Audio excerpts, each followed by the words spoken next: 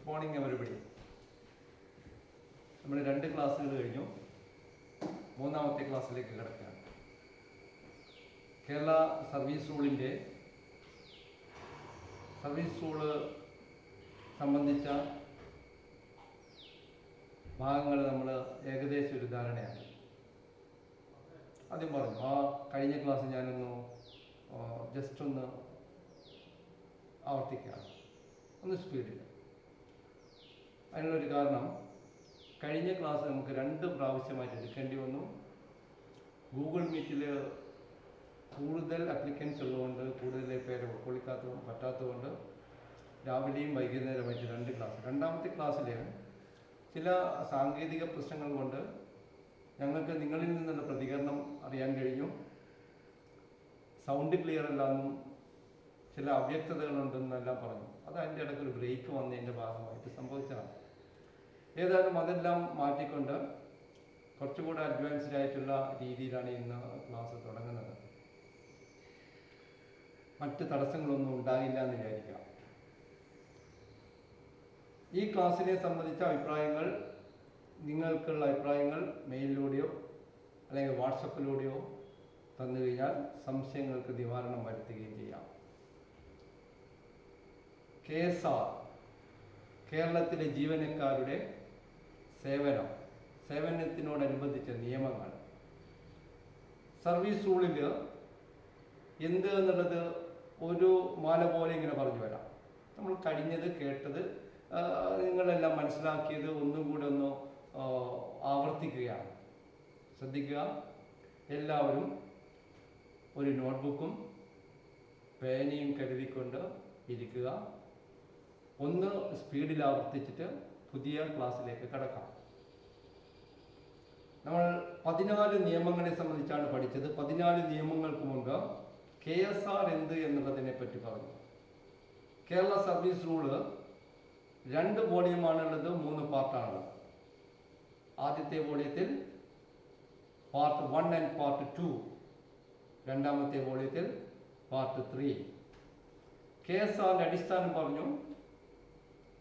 Indian ഭരണഘടനയുടെ 14ാമത്തെ പാർട്ടിൽ 1ാമത്തെ ചാപ്റ്ററിൽ 309 വകുപ്പ് പ്രകാരമാണ് സംസ്ഥാന സർക്കാർ കേരളത്തിലെ സർവീസിലുള്ള ജീവനക്കാർക്കും അധ്യാപകർക്കും വേണ്ടി ഇങ്ങനെ ഒരു നിയമപുസ്തകം എഴുതിയുണ്ടാക്കിയത്.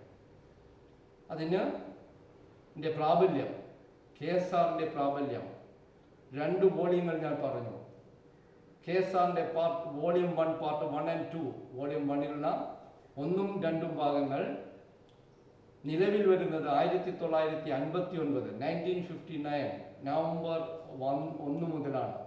നവംബർ 1 1959 ആണ് അതിൻ്റെ വിത്ത് എഫക്റ്റ് ഫ്രം എന്ന് പറയുക. കേരള സർവീസ് റൂളിൻ്റെ KSRന്റെ 2ാമത്തെ വോളിയം 3ാമത്തെ പാർട്ട് 1956 നവംബർ 1 മുതൽ നിലവിൽ വരുന്നു. 1956 ആദ്യം പെൻഷനെ സംബന്ധിച്ച നിയമങ്ങളായ വോളിയം 2ൽ വരുന്ന പാർട്ട് 3 വിവരിക്കുമ്പോൾ അത് 151 നിയമങ്ങൾ, 1 മുതൽ 151 വരെ നിയമങ്ങൾ KSRന്റെ വോളിയം 1ൽ പാർട്ട് 3ൽ പ്രതിപാദിക്കുന്നു, വിശദീകരിക്കുന്നു. KSR പാർട്ട് 1 വോളിയം 1ൽ പാർട്ട് 1 ആൻഡ് 2ൽ ആദ്യത്തെ ഭാഗം പാർട്ട് 1 159 നിയമങ്ങൾ. 2ാമത്തെ ഭാഗം വോളിയം 1ൽ 2ാമത്തെ ഭാഗം 116 നിയമങ്ങൾ വിശദീകരിച്ചു കഴിഞ്ഞു. ഇതിൻ്റെ എഫക്റ്റും പറഞ്ഞു കഴിഞ്ഞു. ഇത് എങ്ങനെയാണ് KSR സർവീസ് റൂള് അടിസ്ഥാനമാക്കിയാണ്, എന്തിനാണ് നിലകൊള്ളുന്നത്, എന്തിൽ നിന്നാണ് വൈദ്യുതിയുടെ ഉറവിടം എവിടെയെന്ന് നമ്മൾ വ്യക്തമാക്കി കഴിഞ്ഞു. KSR പാർട്ട് 1 അതിൽ 159 നിയമങ്ങളാണുള്ളത്. അതിനെ നമ്മൾ കഴിഞ്ഞ പ്രാവശ്യം ഒരു പഠന സൗകര്യത്തിന് വേണ്ടി 4 ഘട്ടങ്ങളായി, 4 ഭാഗങ്ങളായിട്ട് വിഭജിക്കുന്നു. 1ാം ഭാഗം 60 നിയമങ്ങൾ, ഡെഫിനിഷനുകൾ, നിർവചനങ്ങൾ. 2ാമത്തെ ഭാഗം 61 മുതൽ 124 വരെ വരുന്ന 64 നിയമങ്ങൾ ലീവിനെ സംബന്ധിച്ചത്. 3ാമത്തെ ഭാഗം 125 മുതൽ 138 വരെ വരുന്ന 14 നിയമങ്ങൾ ജോയിനിങ് ടൈമിനെ സംബന്ധിച്ചാണ്. നാലാമത്തെ ഭാഗം 139 മുതൽ 159 വരെ വരുന്ന 21 നിയമങ്ങൾ ഫോറിൻ സർവീസിനെ സംബന്ധിച്ച്. നമ്മളിതൊക്കെ പഠിച്ചു കഴിഞ്ഞു. അതിൻ്റെ ഒരു ചെറിയൊരു ഭാഗം, ഏറ്റവും ലളിതമായിട്ടുള്ള ഭാഗം, ജോയിനിങ് ടൈമിനെ സംബന്ധിച്ച 14 നിയമങ്ങളായ 125 മുതൽ 138 വരെ വരുന്ന നിയമങ്ങൾ. അതിങ്ങനെ പറയാം: KSR വോള്യം 1-ൽ പാർട്ട് 1-ൽ 125 മുതൽ 138 വരെ നിയമങ്ങൾ, റൂൾ 125 to 138, 14 നിയമങ്ങൾ ജോയിനിങ് ടൈമിനെ സംബന്ധിച്ചാണ്. ഈ 14 നിയമങ്ങൾ 14 പോയിന്റുകളായിട്ട് 14 അതിൻ്റെ സത്ത 14 എണ്ണമാണ്. 14 നിയമങ്ങൾ എന്തെല്ലാം, ഈ 14 ഭാഗത്തായി 14 നിയമങ്ങളിൽ ഏതെല്ലാം രീതിയിൽ നമുക്ക് ചോദ്യങ്ങൾ വരാം. അങ്ങനെ ആ ചോദ്യം നമുക്ക് ശരിയിലേക്ക് കടക്കുന്നേ പറ്റും. 3 മാർക്ക് മുതൽ 5 മാർക്ക് വരെയാണ് ഇതിനകത്ത് സാധാരണഗതിയിൽ ജോയിനിങ് ടൈമിനെ സംബന്ധിച്ച മാർക്കുകൾ വന്നുകൊണ്ടിരിക്കുന്നത്, ചോദ്യം വന്നുകൊണ്ടിരിക്കുന്നത്. 14 നിയമങ്ങളിൽ വരുന്ന ചോദ്യങ്ങൾ ഇത്രയുമാണ് സ്ഥിരമായിട്ട് ആവർത്തിച്ചുകൊണ്ടിരിക്കുന്നത്. ജോയിനിങ് ടൈമിൽ നമുക്ക് ജോയിനിങ് ടൈമിനെ സംബന്ധിച്ച്, പ്രവേശന കാലത്തെ സംബന്ധിച്ച് പഠിക്കുമ്പോൾ നമ്മൾ അറിഞ്ഞിരിക്കേണ്ടത് 14 നിയമങ്ങളാണുള്ളത്. 125 മുതൽ 138 വരെ വരുന്ന നിയമങ്ങളാണ് ഇതിനകത്തുള്ളത്. 14 പോയിന്റുകൾ പറയുന്നു. ജോയിനിങ് ടൈം, അതിൻ്റെ ഡെഫിനിഷൻ റൂൾ 12-ൽ 16 ആണ് അതിൻ്റെ ഡെഫിനിഷൻ പറയുന്നത്. ജോയിനിങ് ടൈം ഉള്ള അവസ്ഥയും ഇല്ലാത്ത അവസ്ഥയും. 0 joining time to 30 days, maximum 30 days joining time. 0 joining time എപ്പോൾ ഒരാളുടെ ട്രാൻസ്ഫർ, സ്ഥലം മാറ്റം, ഒരു ഓഫീസിൽ നിന്നും അതേ ഓഫീസിലേക്കോ അതേ ബിൽഡിങ്ങിലെ മറ്റൊരു സ്ഥലത്തേക്കോ, സെയിം ബിൽഡിംഗ് ആണെങ്കിൽ അതേ ഓഫീസിൽ തന്നെ ആണെങ്കിൽ അയാൾക്ക് 0 ജോയിനിങ് ടൈം എന്ന് പറയുന്നതില്ല. രാവിലെ റിലീവ് ചെയ്താൽ FN റിലീവ് ചെയ്ത് കഴിഞ്ഞാൽ അന്ന് തന്നെ AN ജോയിൻ ചെയ്തിരിക്കണം. 0 ജോയിനിങ് ടൈം ആണ് സെയിം ബിൽഡിംഗ്. എന്നാൽ ഒരു ജീവനക്കാരനെ ട്രാൻസ്ഫർ ചെയ്യുന്നത് 8 കിലോമീറ്ററിനുള്ളിലാണെങ്കിൽ, വിതിൻ 8 കിലോമീറ്റേഴ്സ് ആണെങ്കിൽ അയാൾക്ക് ഒരു ദിവസത്തെ ജോയിനിങ് ടൈം കിട്ടും. ഒരാളുടെ ട്രാൻസ്ഫർ 8 കിലോമീറ്ററിന് പുറത്തേക്കാണെങ്കിൽ അയാളുടെ ജോയിനിങ് ടൈം കണക്ക് കൂട്ടുന്നത് ഇങ്ങനെ: 6 days for preparation, 1 day for journey, 1 day for Sunday.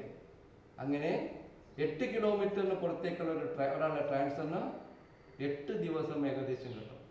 8 ദിവസം കിട്ടും. അതിനിങ്ങനെയാണ് നമുക്ക് അപ്പോർഷൻ ചെയ്യുക: 6 days for preparation, 1 day for Sunday, 1 day for journey എന്നുള്ള രീതിയിലുള്ള ആണ് ജോയിനിങ് ടൈം നമുക്ക് ലഭ്യമാകുക.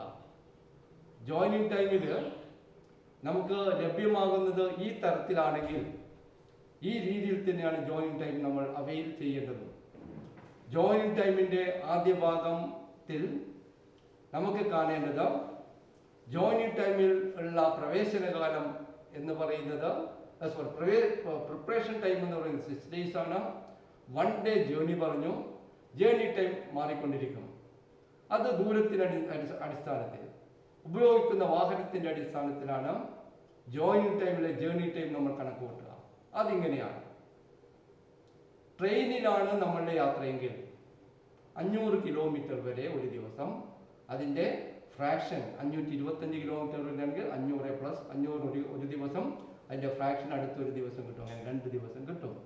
ഉദാഹരണത്തിന് ഒരാളുടെ ട്രാൻസ്ഫർ കാസർഗോഡ് നിന്ന് തിരുവനന്തപുരത്തേക്കാണെങ്കിൽ, കാസർഗോഡ് മുതൽ തിരുവനന്തപുരം വരെയുള്ള ദൂരം 850 കിലോമീറ്റർ എന്നിരിക്കട്ടെ എങ്കിൽ അയാൾക്ക് ജോയിനിങ് ടൈമിൻ്റെ ഭാഗമായി കിട്ടുന്ന ജേർണി ടൈം എന്ന് പറയുന്നത് 2 ദിവസമായിരിക്കും. 850-ൽ 500 കിലോമീറ്റർ ഒരു ദിവസം, 500ൻ്റെ ഫ്രാക്ഷൻ ആയിട്ടുള്ള 350 കിലോമീറ്റർ അടുത്ത ഭാഗത്തിന് ഒരു ദിവസം. അങ്ങനെ ടോട്ടൽ 2 days കിട്ടും. അതായത് ഒരു ജീവനക്കാരൻ കാസർഗോഡ് നിന്നും തിരുവനന്തപുരത്തേക്ക് ട്രാൻസ്ഫർ ചെയ്യപ്പെടുമ്പോൾ അയാൾക്ക് ജോയിനിങ് ടൈം കിട്ടുന്നത് നമ്മുടെ കാൽക്കുലേഷൻ അനുസരിച്ച് ഇങ്ങനെയാണ്: 6 days for preparation, 2 days for journey, 850 കിലോമീറ്റർ ഉണ്ട്, അവിടെ 2 days വന്നു. 1 day for Sunday. അങ്ങനെ ഒരു ജീവനക്കാരൻ കാസർഗോഡ് നിന്നും തിരുവനന്തപുരത്തേക്ക് എത്തുമ്പോൾ ജോയിനിങ് ടൈമിന്റെ ഭാഗമായിട്ട് 9 ദിവസം കഴിഞ്ഞ് 10ാമത്തെ ദിവസമാണ് ജോയിൻ ചെയ്യേണ്ടി വരിക. ഇങ്ങനെ 10ാമത്തെ ദിവസം അയാൾ ജോയിൻ ചെയ്യാൻ വരുമ്പോൾ ജോയിൻ ചെയ്യേണ്ട ദിവസം ഏതെങ്കിലും ഒരു അവധി ദിവസമാണെങ്കിൽ, പൊതു അവധി ദിവസമാണെങ്കിൽ, നമുക്കറിയാം ജനുവരി 26, മെയ് 1, ഡിസംബർ 25 ഇതെല്ലാം പൊതു അവധി ദിവസങ്ങളാണ്. അങ്ങനെയുള്ള ഒരു ദിവസം വന്നാൽ അയാൾ ആ പൊതു അവധി ദിവസം കഴിഞ്ഞതിന് ശേഷം ജോയിൻ ചെയ്താൽ മതിയാവും. വരുന്ന ജോയിൻ ചെയ്യേണ്ട ദിവസം പൊതു അവധി ദിവസം വന്നാൽ ആ പൊതു അവധി ദിവസം കഴിഞ്ഞതിന് ശേഷം ജോയിൻ ചെയ്താൽ മതിയാവും. ആദ്യത്തെ വാഹനത്തെ പറ്റിയാണ് പറഞ്ഞത്. ജേർണിയിൽ ആദ്യം നമ്മൾ ട്രെയിൻ ഉപയോഗിച്ചാൽ ഇങ്ങനെയായിരിക്കും നമുക്ക് ജേർണി ടൈം കിട്ടുക. മറ്റൊരു രീതിയിലുള്ള വാഹനം ഓഷനിലൂടെ യാത്ര ചെയ്യേണ്ടി വന്നാൽ, കേരളത്തിലെ ജീവനക്കാർക്ക് അങ്ങനെ വേണ്ടി വരുന്നില്ല, വളരെ അപൂർവങ്ങളല്ല. ചില ഡിപ്പാർട്ട്മെന്റിൽ, ഉദാഹരണത്തിന് ടൂറിസം പോലുള്ള വകുപ്പിൽ ജീവനക്കാരന് ടൂറിസത്തിൻ്റെതായിട്ടുള്ള കേരളത്തിൻ്റെ ടൂറിസം പ്രൊമോഷൻ്റെ ഭാഗമായിട്ട് മിക്കവാറും എല്ലാ സംസ്ഥാനങ്ങളിലും നമ്മുടെ ടൂറിസം ഓഫീസുകളുണ്ട്. ആൻഡമാൻ നിക്കോബാർ അതുപോലുള്ള ദ്വീപുകളിൽ പോലും നമ്മുടെ ടൂറിസം ഓഫീസുകളുണ്ട്. അങ്ങനെ ഒരു ജീവനക്കാരൻ ട്രാൻസ്ഫർ ചെയ്യപ്പെടുന്നുണ്ടെങ്കിൽ ഏതെങ്കിലും ദ്വീപിലേക്കോ മറ്റുള്ള സ്റ്റേറ്റിലേക്കോ ട്രാൻസ്ഫർ ചെയ്യപ്പെട്ടു കഴിഞ്ഞാൽ ഒരു പക്ഷേ കടലിലൂടെ യാത്ര ചെയ്യേണ്ടി വരാം. ഓഷൻ സ്റ്റീമർ, കടൽ ഉപയോഗിക്കുന്ന കടൽ യാത്രയ്ക്ക് വേണ്ടി അങ്ങനെ യാത്ര ചെയ്യേണ്ടി വന്നാൽ 350 കിലോമീറ്റർ വരെ അത്തരം വാഹനങ്ങൾ ഉപയോഗിച്ച് കഴിഞ്ഞാൽ ഒരു ദിവസം കിട്ടും. അടുത്തൊരു യാത്ര ഒരു പക്ഷേ റിവറിലൂടെയാകാം. ഇപ്പോൾ കുട്ടനാട് പോലുള്ള ചില സ്ഥലങ്ങൾ, ഇപ്പോഴില്ല, കുട്ടനാടിലെ ഏത് സ്ഥലത്തും നമുക്ക് വാഹനം എത്തും. പണ്ടെല്ലാം ബോട്ടുകളിലെല്ലാം യാത്ര ചെയ്യേണ്ടി വരുമായിരുന്നു. അങ്ങനെ റിവർ യാത്രയ്ക്ക്, നദികളിലൂടെയുള്ള യാത്രയ്ക്ക് 150 കിലോമീറ്റർ വരെ ഒരു ദിവസം റിവറിലൂടെ യാത്ര ചെയ്ത് കഴിഞ്ഞാൽ കിട്ടും. മറ്റൊന്ന് നമ്മളുടെ യാത്ര വാഹനത്തിൽ പൊതുവായിട്ട് ഉപയോഗിക്കുന്ന ട്രെയിനും മോട്ടോർ വെഹിക്കിളുമാണ്. ബസ്സിലൂടെ, കാറിലൂടെ എല്ലാം സഞ്ചരിക്കേണ്ട ഒരാളാണെങ്കിൽ നമുക്ക് യാത്ര ചെയ്യേണ്ടി വരുന്നത് ബസ്സും കാറും ഉപയോഗിച്ചാണെങ്കിൽ, അത്തരം മോട്ടോർ വാഹനങ്ങൾ ഉപയോഗിച്ചിട്ടുണ്ടെങ്കിൽ 150 കിലോമീറ്റർ വരെ ഒരു ദിവസം എന്നുള്ള രീതിയിൽ ജോയിനിങ് ടൈമിന്റെ ഭാഗമായിട്ടുള്ള ജേർണി ടൈം ഉപയോഗിക്കാം.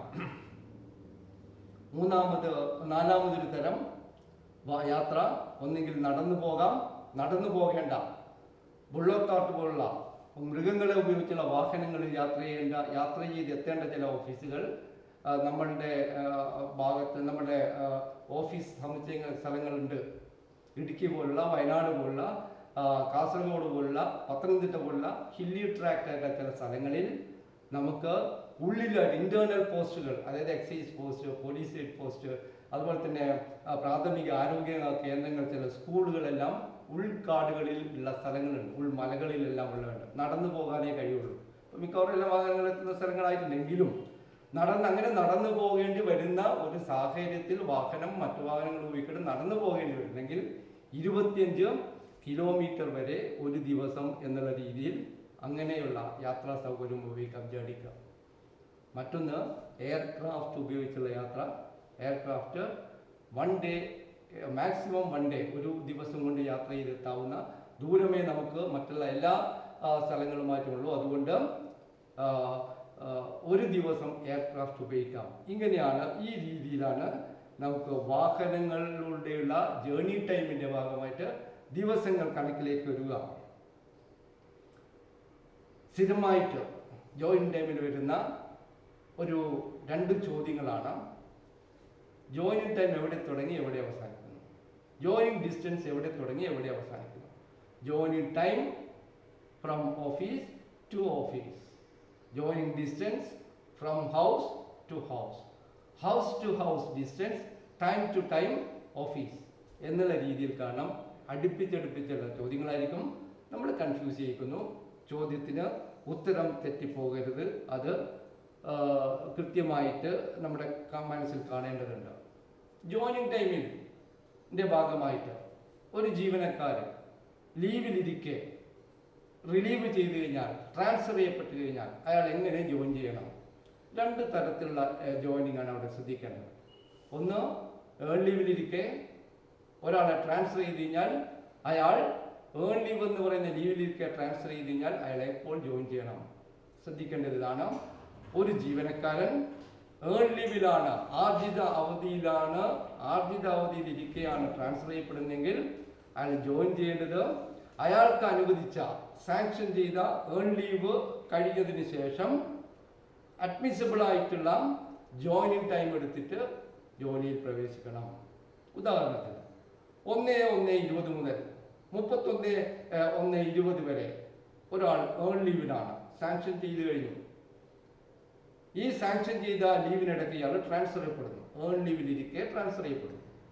അങ്ങനെ ട്രാൻസ്ഫർ ചെയ്യപ്പെടുമ്പോൾ 1/1 മുതൽ 31/1 വരെ ഏൺ ലീവിലിരിക്കുന്ന ഒരാൾ ഇതിനിടയ്ക്കോ ഏതോ ഒരു ദിവസം ട്രാൻസ്ഫർ ചെയ്യപ്പെട്ടപ്പോൾ ഇയാൾ ചെയ്യേണ്ടത്, ഇയാൾ ഏൺ ലീവ് സാങ്ഷൻ ചെയ്ത ഏൺ ലീവ് 31/1 വരെയാണ്. 31/1 വരെ അയാളുടെ ലീവ് സാങ്ഷൻ ചെയ്ത ലീവ് ഉപയോഗിക്കുന്നു. അതിനുശേഷം അയാൾക്ക് അഡ്മിസിബിൾ ആയിട്ടുള്ള ജോയിനിങ് ടൈം എടുത്ത് ജോയിൻ ചെയ്തു. എന്താണ് അഡ്മിസിബിൾ? അവിടെ അഡ്മിസിബിലിറ്റി നോക്കുന്നത് ഇയാൾ ട്രാൻസ്ഫർ ചെയ്ത ദൂരം എത്ര എന്നുള്ളതാണ്. സെയിം ഓഫീസിലാണോ ആണെങ്കിൽ ജോയിനിങ് ടൈം ഇല്ല. 8 കിലോമീറ്ററിനുള്ളിലാണോ ഒരു ദിവസം ജോയിനിങ് ടൈം. 8 ദിവസത്തിന് പുറത്തേക്കാണോ അപ്പോൾ നമ്മുടെ കണക്കെടുക്കണം. എങ്ങനെയാ കണക്കെടുക്കുക? കൈവിരലുകൾ മാത്രം മതി. 6 days for preparation, 1 day for Sunday, 1 day for ജോലി. അങ്ങനെ 8 days കഴിഞ്ഞ് 9th ഡേയിൽ ചെന്ന് ജോലിയിൽ പ്രവേശിക്കണം. അപ്പോൾ കാണേണ്ടത് ജോയിൻ ചെയ്യേണ്ട സമയം ലീവാണെങ്കിൽ ആ ലീവ് കഴിഞ്ഞതിന് ശേഷം ജോയിൻ ചെയ്താൽ മതിയാകും. ഏൺ ലീവിലിരിക്കെ, ആർജിതാവധിയിലിരിക്കെ ഒരാളെ ട്രാൻസ്ഫർ ചെയ്താൽ ഈ രീതിയിലായിരിക്കണം ജോയിനിങ് ടൈം പ്രയോജനപ്പെടുത്തേണ്ടത്. ആ രീതിയിലായിരിക്കും അതിൻ്റെ അഡ്മിസിബിലിറ്റി. ഒരാളുടെ ട്രാൻസ്ഫർ ഹാഫ് പേ ലീവിലിരിക്കുമ്പോൾ, other than earn leave, half pay ലീവിലിരിക്കെ ആണ് ഒരാളെ ട്രാൻസ്ഫർ ചെയ്യപ്പെടുന്നതെങ്കിൽ 2 കാര്യമാണ് അതിനകത്ത് ശ്രദ്ധിക്കേണ്ടത്.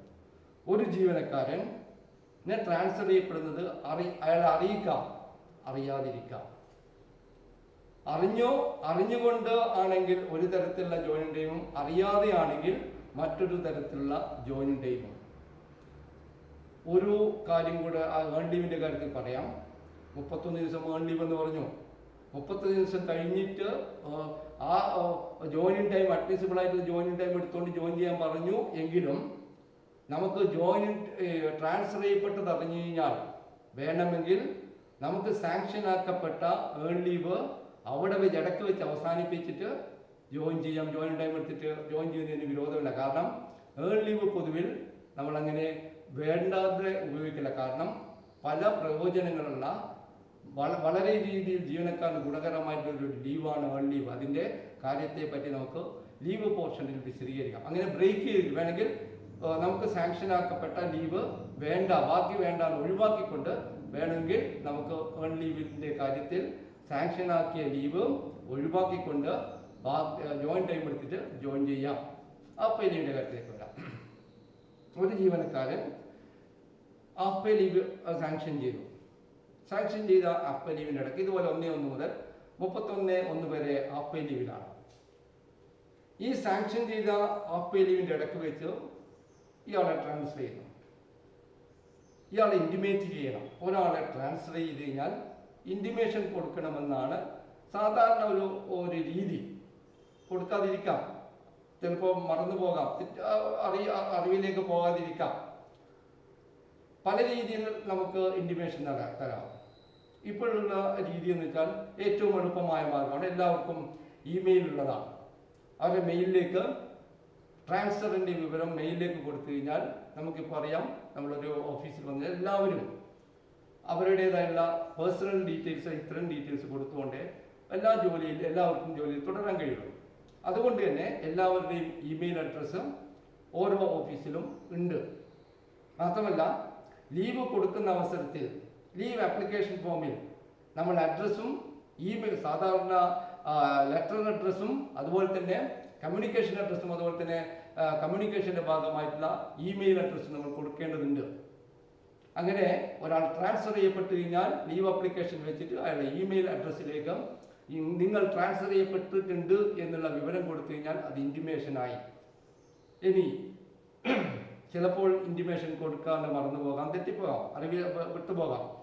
അങ്ങനെ ഇൻറ്റിമേറ്റ് ചെയ്യപ്പെട്ടില്ല എങ്കിൽ, ഇൻറ്റിമേറ്റ് ചെയ്യപ്പെട്ടാൽ, ഇൻറ്റിമേറ്റ് ചെയ്യപ്പെട്ടില്ലെങ്കിൽ, ഈ രണ്ട് വ്യവസ്ഥയിൽ ഒരാളെ ട്രാൻസ്ഫർ ചെയ്യുമ്പോൾ ജോയിനിങ് ടൈം എങ്ങനെ കൊടുക്കാം?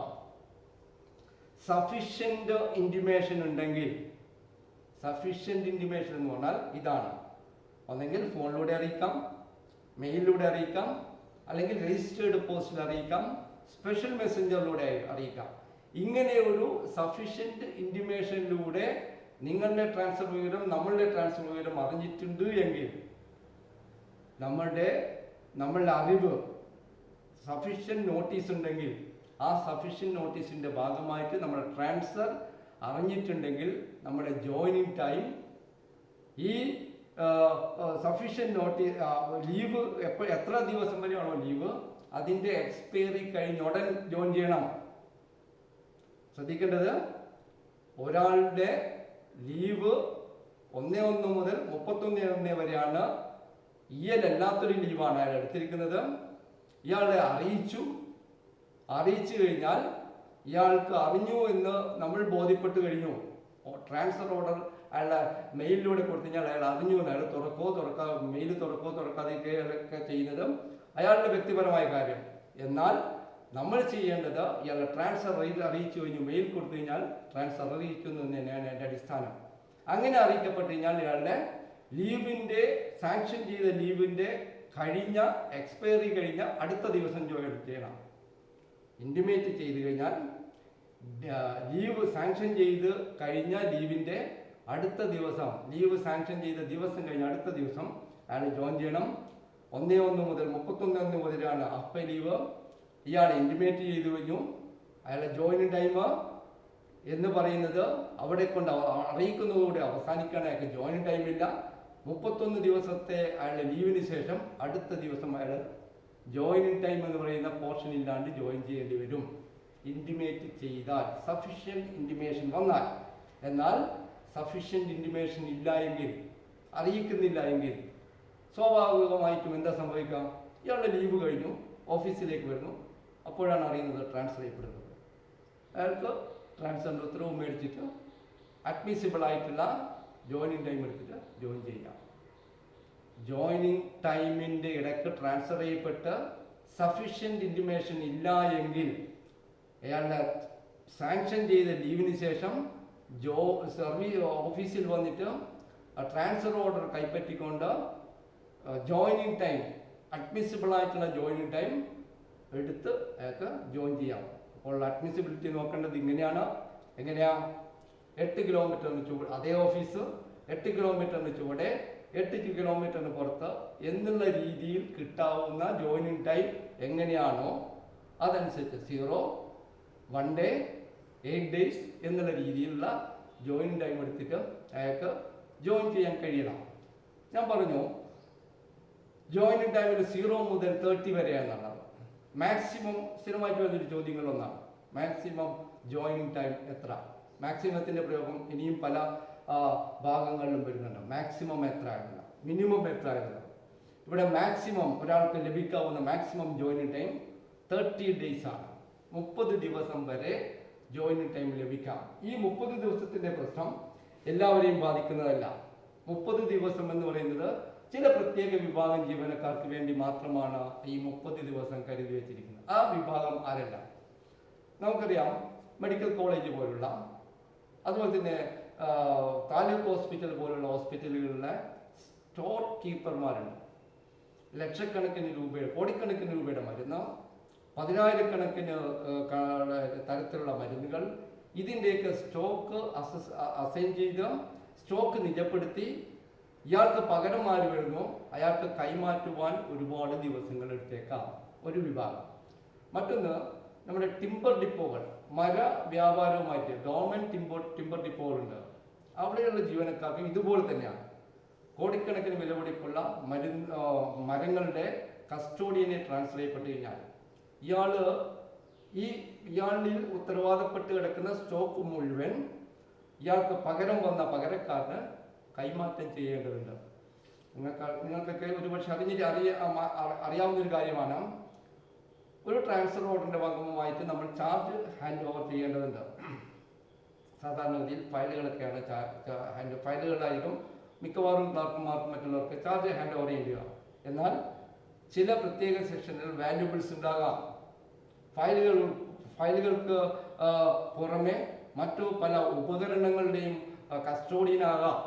ഇതെല്ലാം കൈമാറ്റം ചെയ്യുന്നത് വളരെ ശ്രദ്ധാപൂർവമായിരിക്കണം, രേഖപ്പെടുത്തലിലൂടെ ആയിരിക്കണം, ഹാൻഡിങ് ഓവർ റിപ്പോർട്ടിൻ്റെ അടിസ്ഥാനത്തിലായിരിക്കണം, പ്രത്യേക രജിസ്റ്ററുകളിൽ എഴുതി അതിൻ്റെ കോപ്പി സൂക്ഷിച്ചുകൊണ്ട് വേണം നമ്മൾ ചാർജ് ഹാൻഡിങ് ഓവർ ചെയ്യുക. അല്ലെങ്കിൽ നമുക്ക് ഭാവിയിൽ ഈ ചാർജ് ഹാൻഡ് ഓവറിൻ്റെ ഭാഗമായിട്ട് പല ഗുരുതരമായ പ്രശ്നങ്ങളിലും സാമ്പത്തിക ബാധ്യതകൾക്കും ഇട വന്നേക്കാം. അതുകൊണ്ട് തന്നെ ട്രാൻസ്ഫർ ഓർഡറിനെ കൈപ്പറ്റിയിട്ട് ആ ട്രാൻസ്ഫർ ഓർഡർ കൊണ്ട് അടുത്ത ഓഫീസിൽ പോകുക എന്നുള്ളതെല്ലാം നമ്മുടെ പ്രധാനപ്പെട്ട ഉത്തരവാദിത്തം. അതും ഉത്തരവാദിത്തമാണെങ്കിൽ കൂടിയും നമ്മൾ സ്വന്തമായിട്ടുള്ള കാര്യം നോക്കേണ്ടതുണ്ട്.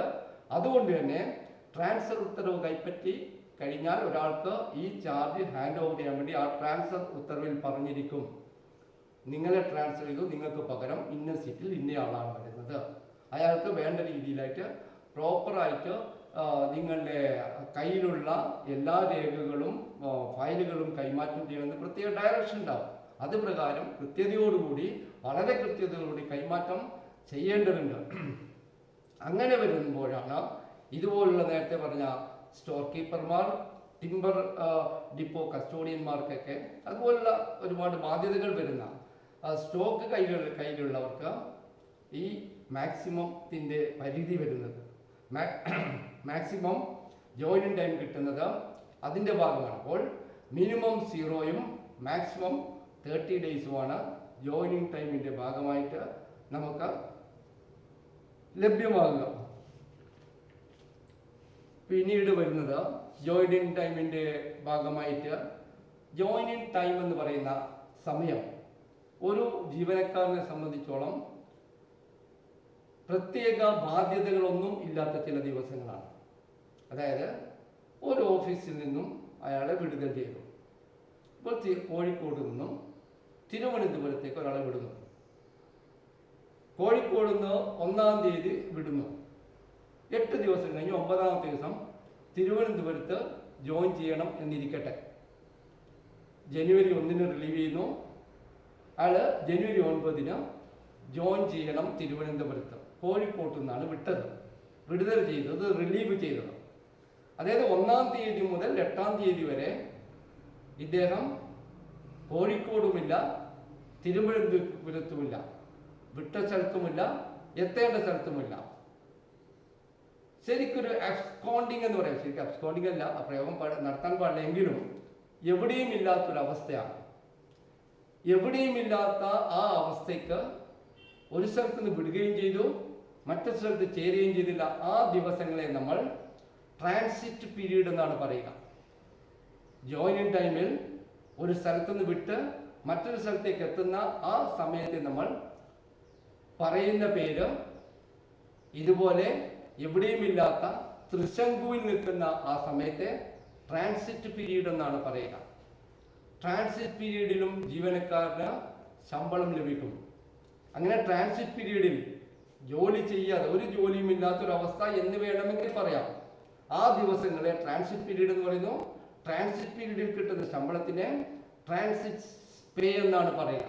ശമ്പളം പലതരത്തിലുണ്ട്. കിട്ടുന്ന തുകയൊന്നാണെങ്കിലും ശമ്പളത്തെ പലതരത്തിൽ നമ്മൾ വിളിക്കാറുണ്ട്. നമ്മൾ ഡ്യൂട്ടിയിലിരിക്കുന്ന ശമ്പളത്തെ, ഇരുന്ന് മേടിക്കുന്ന ശമ്പളത്തെ ഡ്യൂട്ടി പേ എന്ന് വിളിക്കുന്നു. ലീവ് എടുത്തിരിക്കുമ്പോൾ കിട്ടുന്ന ശമ്പളത്തിനെ ലീവ് സാലറി എന്ന് പറയുന്നു. ഇതുപോലെ യാത്രയിൽ ഒരു സ്ഥലത്തുനിന്നും മറ്റൊരു ഓഫീസിലേക്ക് പോകേണ്ടി വരുന്ന ഒരവസ്ഥയിലുള്ള ദിവസങ്ങളെ ട്രാൻസിറ്റ് ഡേയ്സ്, ട്രാൻസിറ്റ് പീരീഡ് എന്ന് പറയുന്നു. അതുകൊണ്ട് തന്നെ ട്രാൻസിറ്റ് പീരീഡിൽ മേടിക്കുന്ന ശമ്പളത്തിനെ ട്രാൻസിറ്റ് പേ എന്ന് പറയുന്നു.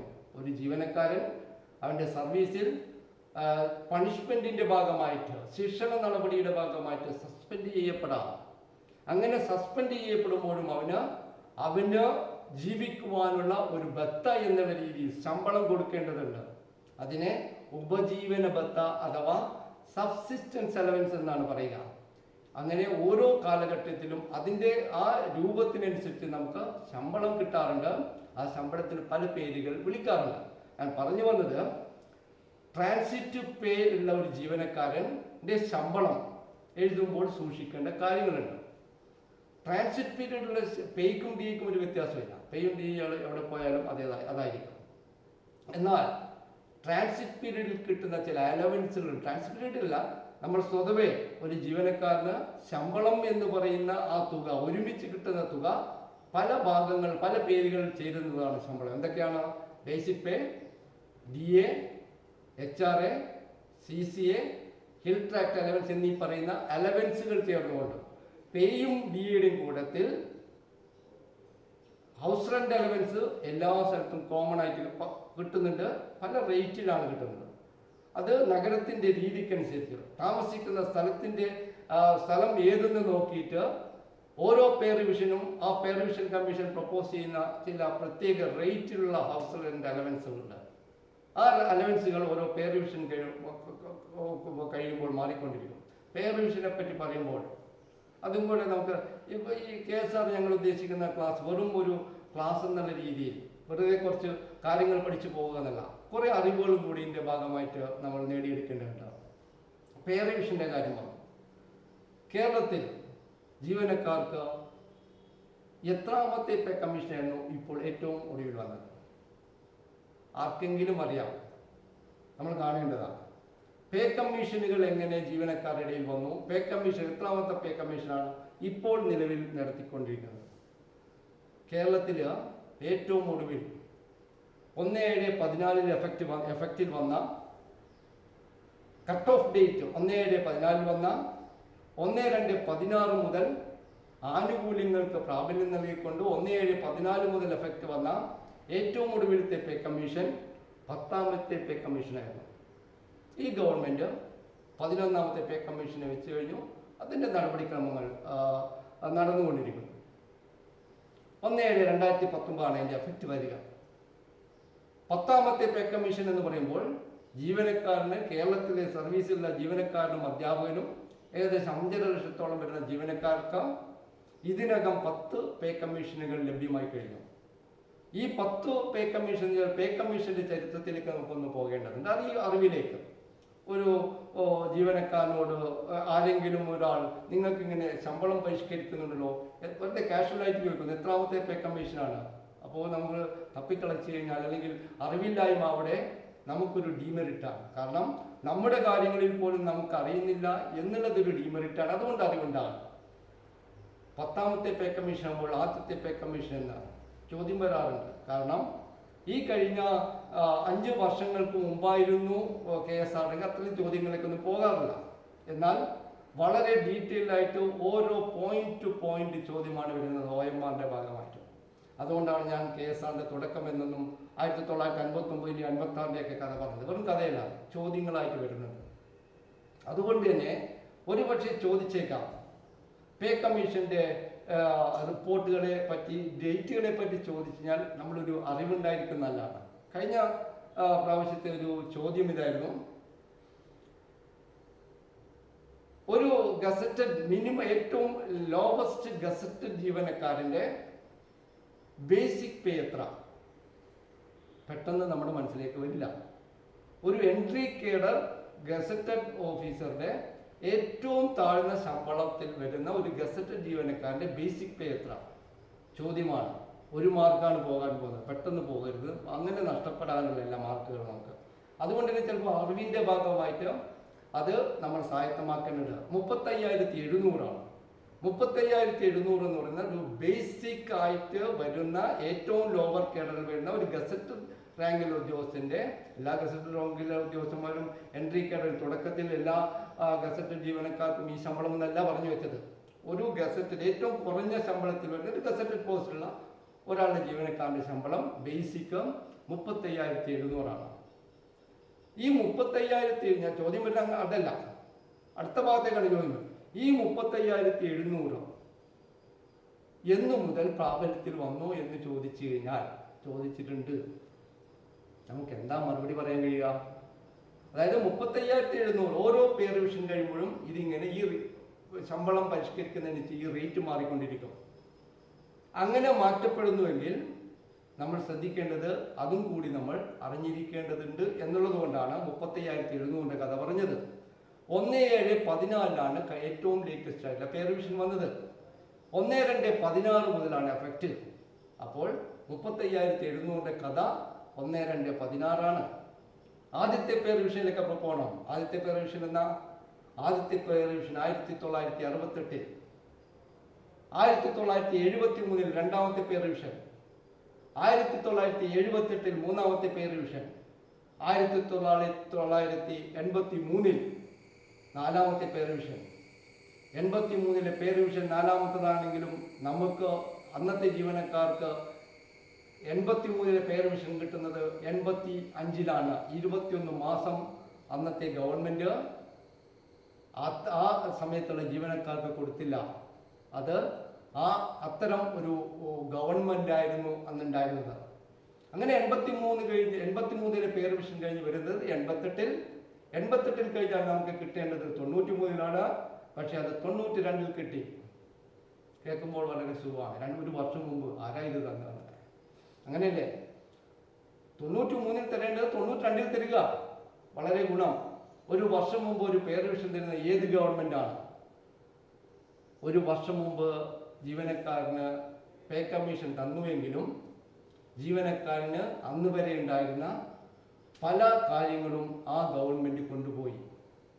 ജീവനക്കാരനുണ്ടായിരുന്ന മെച്ചപ്പെട്ട ഇൻക്രിമെന്റ് നിരക്കുകൾ 92 പേ റിവിഷനിലാണ് ആദ്യമായിട്ട്. ഈ 10 പേ റിവിഷനുകളിൽ ഒരൊറ്റ പേ റിവിഷൻ അങ്ങനെ ഉണ്ടായിരിക്കില്ല.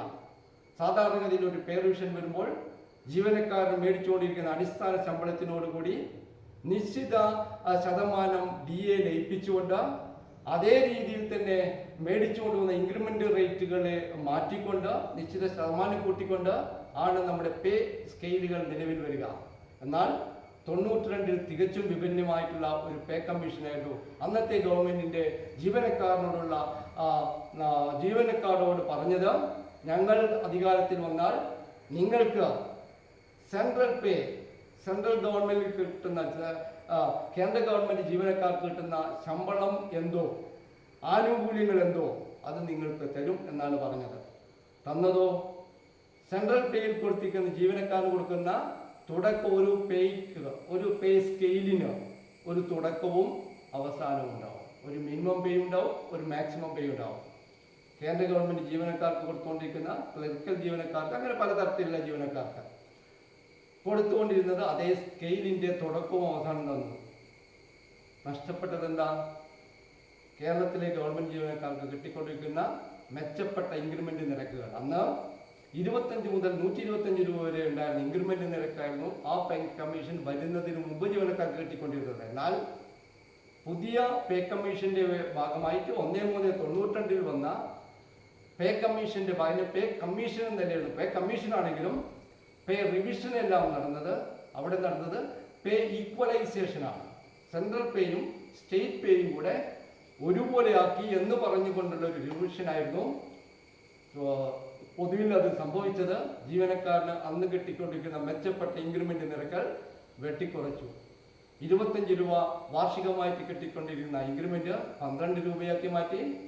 125 രൂപ കിട്ടിക്കൊണ്ടിരുന്ന ഇൻക്രിമെന്റ് നിരക്ക് 75 രൂപയാക്കി മാറ്റി. അതായത് 25 മുതൽ 125 വരെ ഉണ്ടായിരുന്ന ഇൻക്രിമെന്റ് നിരക്ക് 12 മുതൽ 75 രൂപ വരെ ആക്കി കുറച്ചു. ജീവനക്കാരന് അടിസ്ഥാന ശമ്പളത്തിൽ ഓരോ വർഷവും കിട്ടേണ്ട വർധനവ് പകുതിയാക്കി കുറച്ചു എന്ന് സാരം. ആ പേ കമ്മീഷന്റെ ഒരു റിപ്പോർട്ടിന് വേറൊരു പ്രത്യേകതകളുണ്ട്. എല്ലാ പേ കമ്മീഷന്റെ ഓർഡറുകളുടെ ആ ഉത്തരവിന്റെ നമ്പർ എന്ന് പറയുന്നത് എപ്പോഴും നമ്മുടെ മനസ്സിൽ തറക്കുന്ന രീതിയിലേക്ക് ശ്രദ്ധിക്കപ്പെടുന്നതായിരുന്നു. 600/93 എന്നാണ് ആ ഉത്തരവിന്റെ നമ്പർ, ഉത്തരവ് നമ്പർ. ഈ 600-ന് ഒരു പ്രത്യേകതയുണ്ട്. അന്ന് പേ കമ്മീഷൻ വരുമ്പോൾ പറഞ്ഞത് ജീവനക്കാരനും അധ്യാപകനും 600 കോടിയുടെ ഗുണം മെച്ചമാണ് ശമ്പളത്തിൽ ഉണ്ടാകുന്നത് എന്ന് പറഞ്ഞുകൊണ്ടാണ് ആ പേ കമ്മീഷൻ റിപ്പോർട്ട് വരുന്നത്. 600/93 കണക്ക് ശരിയായിരുന്നു. 600 രൂപ നമുക്ക് 600 കോടി രൂപയുടെ വാഗ്ദാനമായിരുന്നു ആ പേ കമ്മീഷനിലൂടെ തന്നത്. എന്നാൽ 2 കൊല്ലം കൊണ്ട് ഈ 600 കോടി രൂപ തിരിച്ചു പിടിക്കുന്ന രീതിയിലായിരുന്നു ജീവനക്കാരൻ്റെ അവസ്ഥ. എങ്ങനെയായിരുന്നു തിരിച്ചു പിടിച്ചത്? 25 രൂപ ഇൻക്രിമെന്റ് നിരക്ക് 12 കുറച്ച് കഴിഞ്ഞാൽ പകുതിയിൽ കൂടുതൽ പോയി.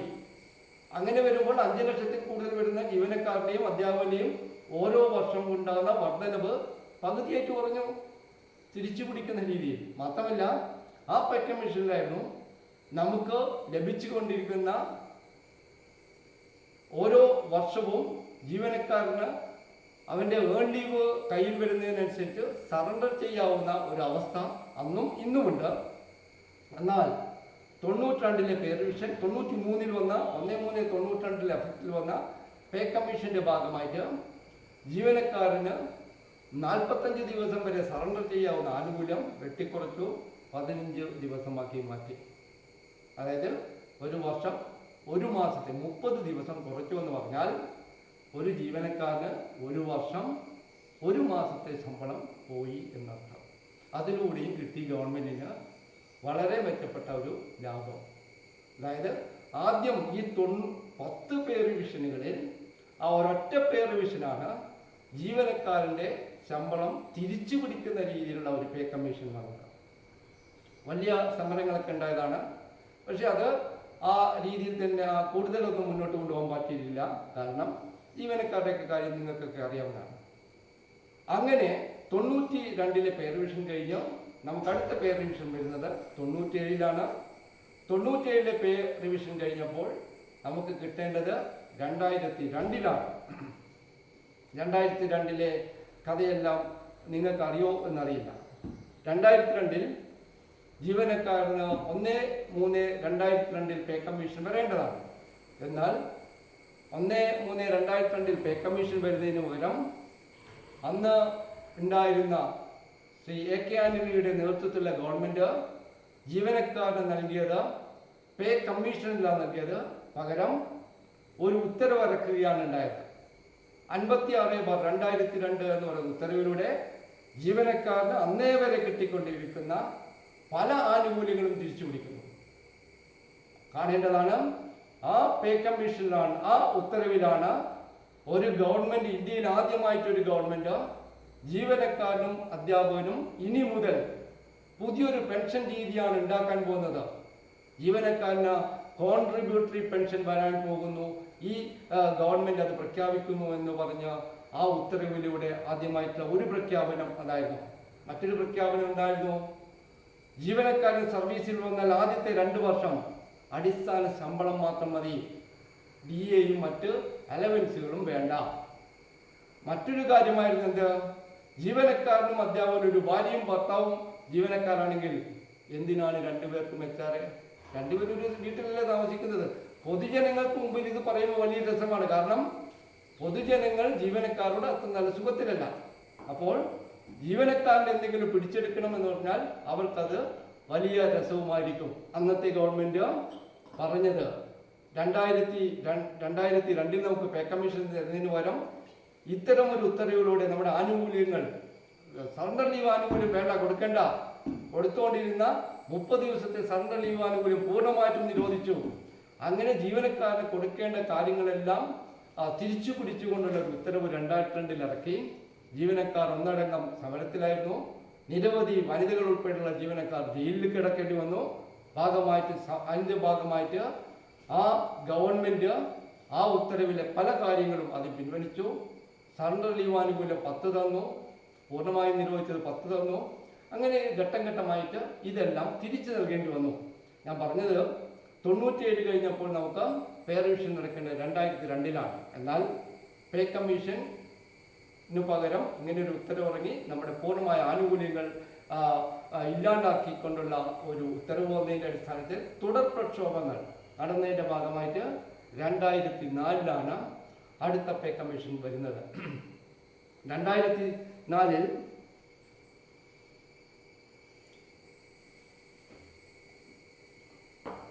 പേ കമ്മീഷൻ 1/4/2002 മുതൽ 2004 മുതൽ നമുക്ക് ഉത്തരവിറങ്ങി. പക്ഷേ അതിൻ്റെ പ്രാബല്യം 1/4/2005 മുതൽ എന്നാക്കി. 1/4/2004 മുതൽ എഫക്റ്റ് നൽകി. പക്ഷേ സാമ്പത്തിക ആനുകൂല്യങ്ങൾ, അരിയർ ഉൾപ്പെടെ കാര്യങ്ങൾ ഒരു 37 മാസത്തെ അരിയർ വേണ്ട, തരില്ല എന്ന് പറഞ്ഞുകൊണ്ടുള്ള ഉത്തരവാണ് ഇറങ്ങിയത്. അതും കഴിഞ്ഞു. 1/4/2004 അപ്പോഴുള്ള പേ റിവിഷൻ. അതിനുശേഷം 2007 നടന്നു പേ റിവിഷൻ, 2014-12 നടന്നു. ഇനി നടക്കേണ്ടത് ഇപ്പോൾ നടക്കേണ്ടത് 2019 ഞാൻ പറഞ്ഞു. പേ കമ്മീഷനെ പറ്റിയുള്ള ഏകദേശം ഒരു 10ാമത്തെ പേ കമ്മീഷൻ. സെൻട്രൽ ഗവൺമെൻറ്റിൽ അങ്ങനെയില്ല കേട്ടോ. സെൻട്രൽ ഗവൺമെൻറ്റിലെ പേ കമ്മീഷൻ നമ്മളൊന്ന് അറിയേണ്ടതാണ്. സെൻട്രൽ ഗവൺമെൻറ്റിലെ പേ കമ്മീഷൻ ആദ്യം വരുന്നത് 1948 പ്രത്യേക വ്യവസ്ഥയും മുതലേ കേന്ദ്രത്തിലെ ശമ്പളം പരിഷ്കരിക്കുന്നതിനെ പറ്റി 10 വർഷം കൂടുമ്പോൾ പരിഹരിച്ചിട്ടുണ്ട്. 13 കൊല്ലം, 14 കൊല്ലം, 12 കൊല്ലം, അങ്ങനെ ഒരു നിശ്ചിത വ്യവസ്ഥയില്ലാണ്ടായിരുന്നു അവിടെ പേ കമ്മീഷനുകൾ വന്നത്. എന്നാൽ ഇടതുപക്ഷത്തിന് സ്വാധീനമുള്ള ഗവൺമെൻറ്റുകൾ വന്നപ്പോൾ മാത്രമാണ് കേന്ദ്ര ഗവൺമെൻറ്റിലെ ജീവനക്കാർക്ക് 10 വർഷം കൂടുമ്പോൾ ശമ്പളം പരിഷ്കരിക്കണം എന്നുള്ള ഒരു വ്യവസ്ഥ ഉണ്ടാക്കിയത്. അതും ഇപ്പോൾ അട്ടിമറിച്ചു കഴിഞ്ഞു. ഈ ഗവൺമെൻറ്, കേന്ദ്ര ഗവൺമെൻറ് ജീവനക്കാരനും അധ്യാപകനും ഇനി DA പോലും കൊടുക്കേണ്ട, അടുത്ത 2 കൊല്ലത്തേക്ക് ഇനി DA പോലും കൊടുക്കേണ്ട, പിന്നെ പേ കമ്മീഷനെ പറ്റി സ്വപ്നം പോലും കാണണ്ട, ജീവനക്കാരുടെ എണ്ണം വേണ്ട, കൊടുക്കേണ്ട, ഒരു പോസ്റ്റുകളും ഫില്ല് ചെയ്യേണ്ടെന്നല്ല. ലക്ഷക്കണക്കിന് പോസ്റ്റുകളാണ് വിവിധ ഓഫീസുകളിലായിട്ട് കേന്ദ്ര ഗവൺമെൻറ് നിരോധിച്ചത്. റെയിൽവേയിൽ ഉൾപ്പെടെയുള്ള സ്ഥലത്ത് 3.5 ലക്ഷം ജീവനക്കാരെ പോസ്റ്റ് ഇല്ലാണ്ടാക്കിയിരിക്കുന്നു. അങ്ങനെ അതാണ് ഞാൻ ഈ പേ കമ്മീഷനെ പറ്റി പറഞ്ഞു വരുന്നത്. ഇത് ഇത്രയും പറഞ്ഞത് ജീവനക്കാരൻ്റെ ശമ്പളത്തെ പറ്റിയുള്ള കാര്യങ്ങളിലേക്ക് പറഞ്ഞു വന്നപ്പോൾ ജോയിനിങ് ടൈമിൻ്റെ ഇടയ്ക്ക് കയറി വന്ന ഒരു കാര്യം എന്നുള്ള രീതിയിലാണ് പറഞ്ഞത്. ജോയിനിങ് ടൈമിലേക്ക് നമുക്ക് തിരിച്ചു കയറാം. ജോയിനിങ് ടൈമിൽ 8 കിലോമീറ്റർ എന്ന് പറയുന്നത് ഒരു അടിസ്ഥാനം നമ്മൾ കാണേണ്ടതാണ്. 8 കിലോമീറ്ററിന് ചൂടെ 8 കിലോമീറ്ററിനും കൂടി എന്നുള്ളത്. ഈ 8 കിലോമീറ്ററിനും ജീവനക്കാരും മറ്റൊരു ബന്ധമുണ്ട്. എന്താണ്? 8 കിലോമീറ്ററിനുള്ളിൽ ജീവനക്കാർ താമസിക്കണം എന്നാണ് വ്യവസ്ഥ. അതിപ്പോൾ 15 കിലോമീറ്റർ ആക്കിയിട്ടുണ്ട്. 15 കിലോമീറ്ററിനുള്ളിൽ നമ്മൾ താമസിക്കണം. ഇപ്പോൾ കാസർഗോഡ് നിന്ന് തൃശ്ശൂരൊക്കെ വരെയൊക്കെ പോയി ജോലി ചെയ്യുന്ന ആൾക്കാരൊക്കെ ഉണ്ട്. അതൊന്നും നിയമപരമായിട്ട് ശരിയായ കാര്യമല്ല. നിയമപരമായിട്ട് സർവീസ് റൂളിൻ്റെ ഉള്ളിൽ പറയുന്നത് ജീവനക്കാരൻ അവൻ്റെ ഓഫീസിൻ്റെ ചുറ്റളവിൽ താമസിക്കണം. അതിൻ്റെ പരിധി 15 കിലോമീറ്ററാണ്. എന്നാൽ ഈ 8 കിലോമീറ്ററിൻ്റെ വ്യവസ്ഥ ഇപ്പോഴും ആരോഗ്യവകുപ്പിൽ നിലനിൽക്കുന്നുണ്ട്. കാരണം ജീവൻ സുരക്ഷയുമായിട്ട് ബന്ധപ്പെട്ട്, ജനങ്ങളുടെ സുരക്ഷയുമായിട്ട് ബന്ധപ്പെട്ട് ഇവർ ഏറ്റവും അടുത്ത് അവർ ജോലി ചെയ്യുന്ന ആസ്പത്രിയുടെ ഏറ്റവും അടുത്ത് വേണം എന്നുള്ളതുകൊണ്ട് അവർക്ക് 8 കിലോമീറ്റർ എന്നുള്ള വ്യവസ്ഥ ഇപ്പോഴും തുടരുന്നു.